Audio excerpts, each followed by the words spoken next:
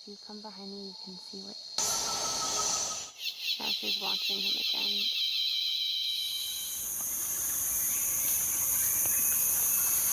Some of the plants that the chimpanzees are using for these wound care behaviors actually have known traditional uses in human medicine. And others have pharmacological properties that are actually known to have wound healing components that help either prevent against infection or also reduce inflammation.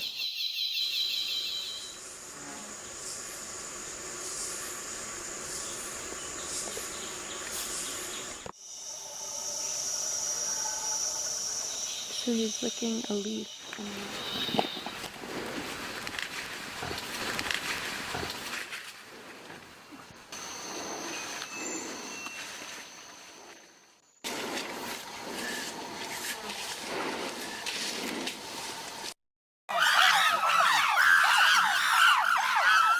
Essas são as cenas da primeira guerra civil entre chimpanzés que foi registrada em detalhes por cientistas. O conflito foi em Ngogo, uma área de floresta em Uganda. A história começa em 2015, quando esse grupo de mais de 200 chimpanzés passou por um processo de polarização, com a formação de duas facções. A primeira ocupou o centro do território.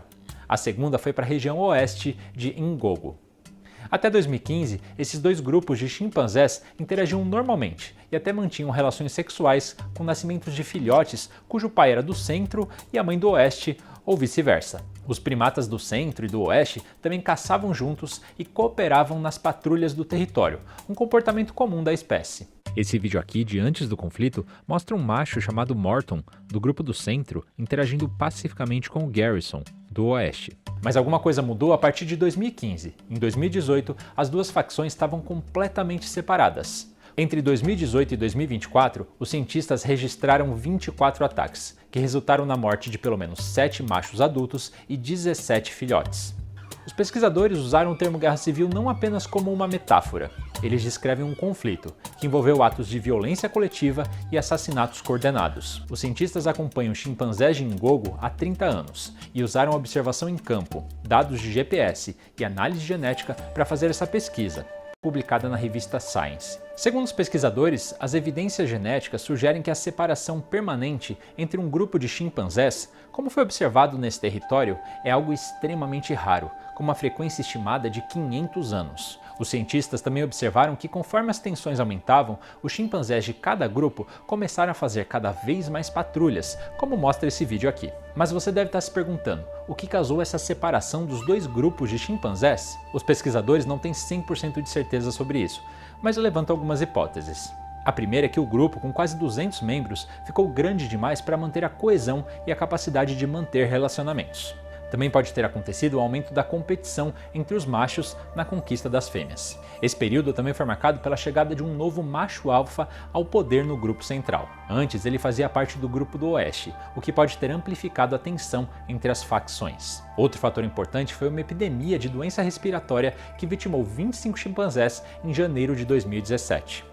É possível que alguns desses indivíduos estivessem entre os últimos que ainda conectavam os dois grupos.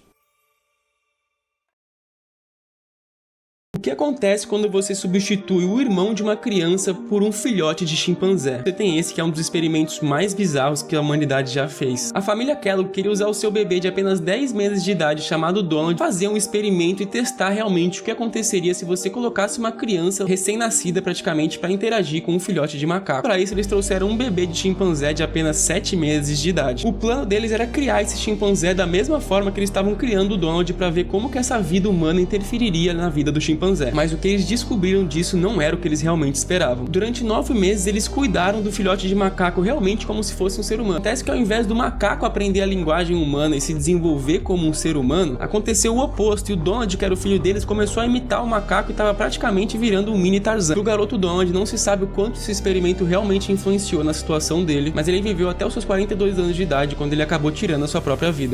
O que acontece quando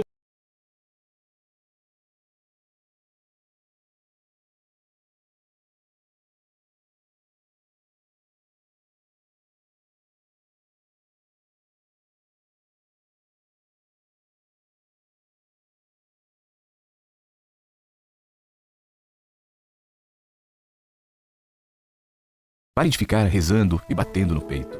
O que eu quero que você faça é que saia pelo mundo e desfrute de tua vida. Eu quero que você goze, cante, se divirta, que desfrute de tudo que eu fiz pra você. Pare de ir a esses templos lúgubres, obscuros, frios, que você mesmo construiu e acredita ser a minha casa. A minha casa está nas montanhas, nos bosques, nos rios, nos lagos, nas praias. É aí onde eu vivo e expresso o meu amor por você. Pare de me culpar pela tua vida miserável. Eu nunca disse que há algo mal em você, ou que era um pecador, ou que sua sexualidade fosse algo mal. O sexo é um presente que eu dei, e com o qual você pode expressar o seu amor, seu êxtase, sua alegria. Assim não me culpe por tudo o que o fizeram crer. Para de ficar lendo supostas escrituras sagradas que nada tem a ver comigo. Se não pode me ler num amanhecer, numa paisagem, no olhar dos seus amigos, nos olhos do seu filhinho, não me encontrará em nenhum livro. Confie em mim e deixe de me pedir. Você vai me dizer como fazer o meu trabalho. Pare de ter tanto medo de mim. Eu não julgo, nem o critico, nem me irrito, nem me incomodo, nem o castigo. Eu sou puro amor. Não pare de me pedir perdão. Não há nada a perdoar. Eu fiz você. Eu enchi de paixões, de limitações e prazeres, de sentimentos e necessidades, de incoerências, de livre-arbítrio. Como eu posso culpar você se responde a algo que eu coloquei em você? Como posso castigar por ser como você é se eu sou quem fez você? Crê que eu poderia criar um lugar para queimar a todos os meus filhos que não se comportem bem pelo resto da eternidade? Que tipo de Deus pode fazer isso? Esqueça qualquer tipo de mandamento, qualquer tipo de lei. Essas são artimanhas para manipular você, para controlar, que só geram culpa em você. Respeite seu próximo e não faça o que não queira para você. A única coisa que peço é que preste atenção à sua vida, que seu estado de alerta seja seu guia.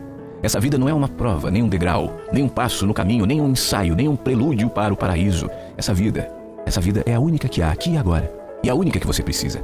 Eu fiz você absolutamente livre. Não há prêmios, nem castigos. Não há pecados, nem virtudes. Ninguém leva um placar, ninguém leva um registro. Você é absolutamente livre para fazer da sua vida um céu ou um inferno. Não poderia dizer a você se há algo depois dessa vida, mas eu posso dar um conselho. Viva como se não houvesse. Como se essa fosse a sua única oportunidade de aproveitar, de amar, de existir. Assim, se não há mais nada, terá aproveitado da oportunidade que eu dei. E se houver, tenha certeza que eu não vou perguntar se foi comportado ou não. Eu vou perguntar se gostou, se você se divertiu, do que mais gostou. Pare de crer em mim. Crer é supor, adivinhar, imaginar. Eu não quero que acredite em mim. Quero que me sinta em você quando beija a sua amada, quando agasalha a tua filhinha, quando acaricia o seu cachorro, quando toma banho no mar. Para de me louvar. Que tipo de Deus ególatra você pensa que eu sou? Me aborrece que me louvem. Me cansa que agradeçam. Você se sente grato? Eu demonstre cuidando de você, da sua saúde, de suas relações, do mundo. Você se sente olhado, surpreendido? Expresse sua alegria. Esse é o jeito de me louvar. Pare de complicar as coisas, de repetir como um papagaio que te ensinaram sobre mim. A única certeza é que você está aqui, que está vivo e que esse mundo está cheio de maravilhas. Para que precisa de mais milagres? Para que tantas explicações? Não me procure fora, você não vai me achar. Procure-me dentro de você. É aí que eu estou. If you want to know what it's like inside a black hole, look around. But we don't yet know whether the universe is open or closed. More than that, there are a few astronomers who doubt that the redshift of distant galaxies is due to the Doppler effect, who are skeptical about the expanding universe and the Big Bang. Perhaps our descendants will regard our present ignorance with as much sympathy as we feel to the ancients for not knowing whether the Earth went around the sun. If the general picture, however, of a Big Bang followed by an expanding universe is correct, what happened before that? Was the universe devoid of all matter and then the matter suddenly somehow created? How did that happen? In many cultures, the customary answer is that a god or gods created the universe out of nothing. But if we wish to pursue this question courageously, we must, of course, ask the next question. Where did God come from?